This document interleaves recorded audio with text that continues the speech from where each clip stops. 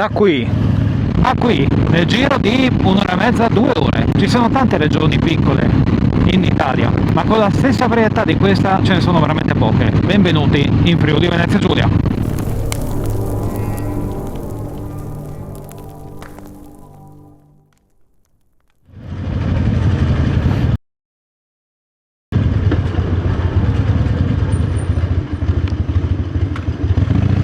Allora Ragniti, ben ritrovati signori e signori in questo nuovo video su questo canale. La giornata di oggi, come al solito per i friulani, sarà una roba del tipo ma dai, ma ricordo, uno degli obiettivi di questo canale è quello di far conoscere la terra del Friuli Venezia Giulia a chi non la conosce. Perciò per un friulano è normale nel giro di poche ore trovarsi dal mare alla montagna, ma per uno che non ha mai visto Friuli può essere interessante scoprire queste cose. Quindi in questo momento ci ritroviamo a Lignano Sabbiadoro, ci sono attualmente 33 gradi, sono le 2:30 del pomeriggio. L'idea è quella di raggiungere un paese pedemontano se non montano senza usare le autostrade. Queste sono le 2 regole che ci diamo oggi, magari anche mettere la freccia, perché secondo me in Austria la usi.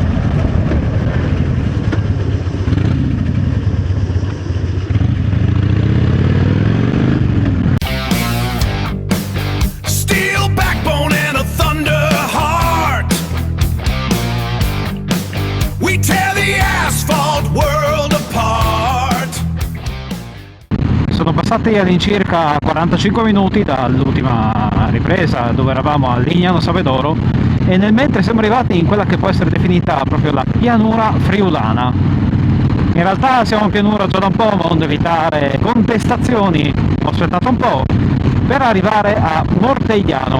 Tra l'altro quello che vedete lì è il campanile di Mortegliano, che è il campanile più alto d'Italia. Ebbene sì, il campanile più alto d'Italia è in Friuli.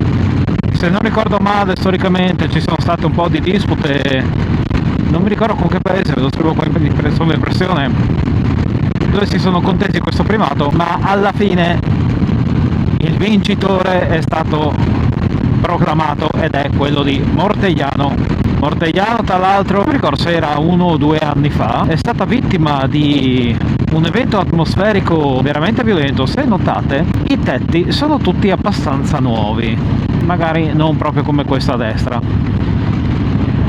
Anche tipo le facciate delle case sono abbastanza fresche e recenti. Questo perché c'è stata una grandinata estremamente violenta. Credo abbiano finito di quantificare i danni, erano veramente ingenti, le macchine erano veramente state bersagliate. Chiunque avesse avuto una macchina all'aperto nel 99% dei casi l'ha trovata con tutti i vetri distrutti e tutta la carrozzeria danneggiata, perché i chicchi hanno avuto dimensioni, se mi ricordo male, erano di 5-6 cm ed è stata una grandinata estremamente intensa. So che hanno avuto qualche litigio con le assicurazioni nel farsi rimborsare i danni sia delle case sia dei veicoli. In alcuni casi qualcuno ha buttato a sorridere, infatti ogni tanto si possono vedere delle auto tipo sono sopravvissuto Mortegliano. In questi casi il popolo friulano è famoso per rimboccarsi le maniche e darsi immediatamente da fare.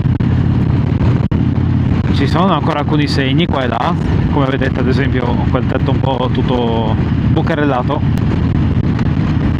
però come vedete il resto è tutto operativo e lo è stato praticamente, se non da subito per quanto riguarda la riparazione dei danni, sicuramente l'operatività delle fabbriche e delle persone era attiva già dal giorno immediatamente successivo. Bene, riprendiamo la nostra strada e ci vediamo tra un po'.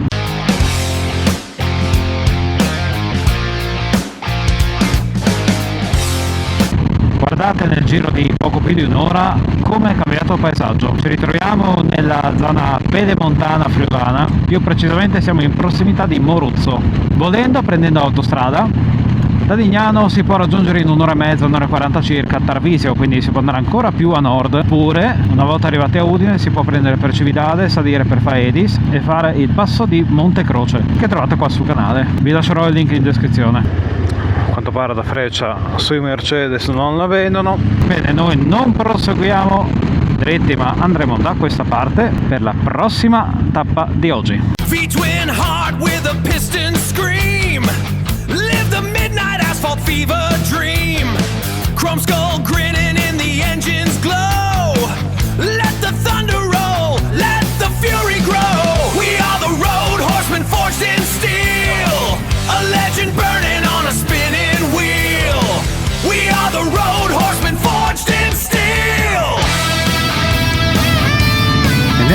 siamo arrivati anche a Maiano. Esattamente dopo questa rotonda, e esattamente come indicato anche da quel banner lì appeso, si tiene il Festival di Maiano. Potete trovare veramente una ampissima scelta da un punto di vista enogastronomico, ma anche da un punto di vista musicale. Allora, adesso io so che ci sono grandi big della musica italiana e non che sono in questo concerto. Non saprei dirvi i nomi per quanto riguarda la musica pop, soprattutto di quest'anno. Mi ricordo soltanto Caparezza, ma non ricordo altri nomi. Posso dirvi che però negli anni qua ho sentito gratuitamente gruppi musicali del calibro di Trivium, Anthrax, poi hanno suonato anche gli Arch Enemy, Amon Amarth. Noi qua a questa rotonda andremo a destra per continuare il nostro giro, ma a sinistra c'è anche la sede di Terre di Moto, ovvero una delle aziende del gruppo di Bikers Life, la stessa Bikers Life che da tantissimi anni pubblica l'editoriale mensile dello stesso nome. Vi consiglio di andare a vedere il loro sito, ed è anche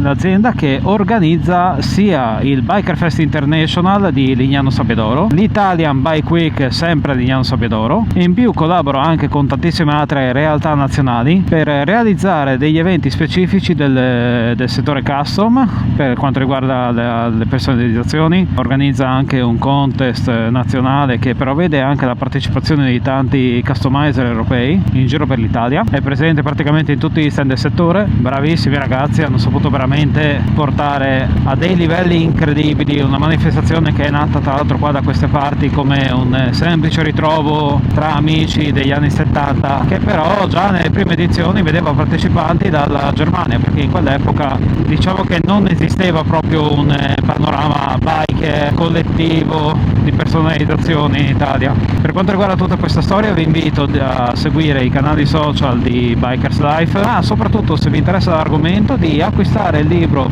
riguardante i 40 anni della Biker Fest International, dove vengono raccontati un po' anche tutti gli aspetti, e ci sono tutta una serie di fotografie risalenti all'epoca che vi fanno vedere proprio come è evoluto il panorama biker italiano. Iron horses in a row, watching that horizon glow. Got that skull and V-twin heart, been together from the start. Silhouette against the light, heading home to the coming night. Road horsemen ride again, yeah, the road horsemen ride again.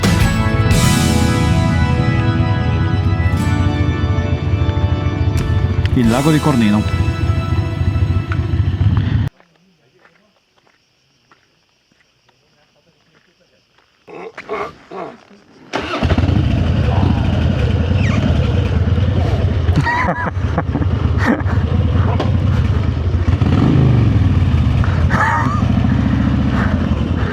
Vai!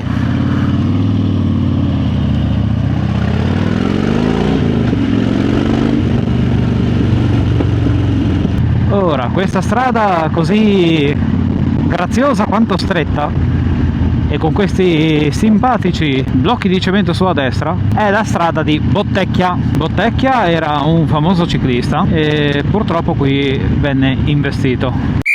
Alto, là mi devo un attimo correggere.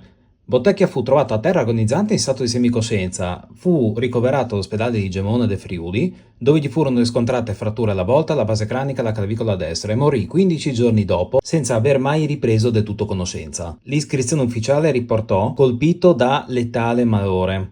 Inoltre nel 74 ci furono le dichiarazioni da nipote di un'infermiera che aveva accompagnato il ciclista fino a Gemona, i quali affermano come nei rari momenti di lucidità il ciclista avesse pronunciato più volte la parola malore. Poi intorno alla morte ci furono tantissime teorie, come ad esempio la vendetta per motivi sentimentali, l'ipotesi di delitto per motivi politici. Si parlò anche di un'aggressione fascista avvenuta a Cornino, che avesse avuto la peggio una rissa scoppiata per i suoi ideali antifascisti. Insomma, ufficialmente Bottecchia ebbe un malore e morì 15 giorni dopo. Torniamo a noi. Veniva spesso ad allenarsi da queste parti e purtroppo qua perse la vita.